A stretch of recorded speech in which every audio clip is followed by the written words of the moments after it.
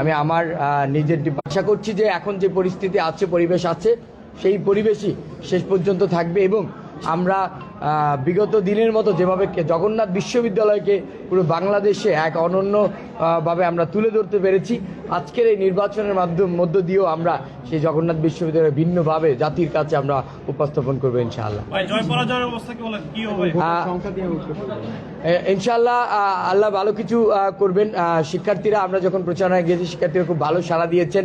আর আপনারা জানেন যে আমার সাথে শিক্ষার্থীদের সাথে দীর্ঘদিনের একটা সম্পর্ক, দীর্ঘদিনের আন্দোলন সংগ্রামে তাদের সাথে আমার একটা হৃদয় সম্পর্ক হয়েছে। তারা আমাকে খুব ভালোভাবে গ্রহণ করছে। সকাল থেকে ভোটাররা আসছেন। আপনারা জানেন যে 30 তারিখে নির্বাচন হওয়ার কথা ছিল, সেই নির্বাচন আজকে হচ্ছে। তো এটা নিয়ে একটা হতাশার জায়গা ছিল, কিন্তু আমরা প্রার্থীরা চেষ্টা করেছি যাতে হতাশাটা কাটানো যায় এবং শিক্ষার্থীরা যাতে ভোট কেন্দ্রে আসে। শিক্ষার্থীদের প্রতি আহ্বান জানাবো যে আপনারা সবাই আসেন, ভোট কেন্দ্রে আসেন, ভোট দেন এবং জগন্নাথ বিশ্ববিদ্যালয়ের এই ইতিহাসের সাক্ষীও আপনি হবেন এবং জগন্নাথ বিশ্ববিদ্যালয়কে এগিয়ে নিয়ে যাওয়ার জন্য আপনার ভূমিকা অপরিসীম থাকবে।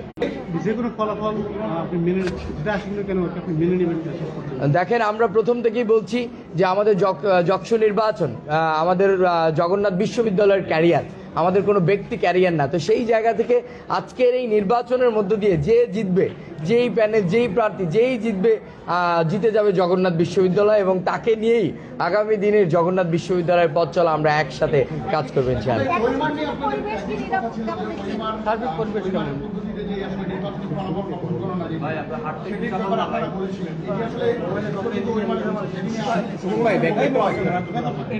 আমরা ইতিমধ্যে আমরা বলেছি যে আসলে যে মেশিনে ওই দিনে আপনারা দেখেছেন যে একটা ত্রুটির কথা বলেছে, তো সেই জায়গা থেকে আমরা বলেছি যেগুলো এরকম সন্দেহ হবে বা আমাদের পুলিং এজেন্ট যারা থাকবে তারা যদি মনে হয় কোনোটাতে যে এটাতে একটু ঝামেলা হচ্ছে গণনায়, সেটা আবার নির্বাচন কমিশনকে আমরা জানিয়েছি, সেটা যাতে ম্যানুয়ালি গণনা করা হয়।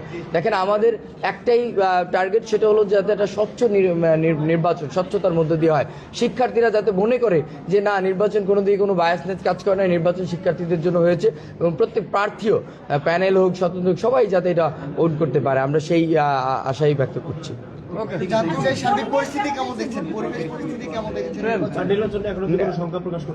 এখন পর্যন্ত কোনো সংখ্যা অনুমান করছি না।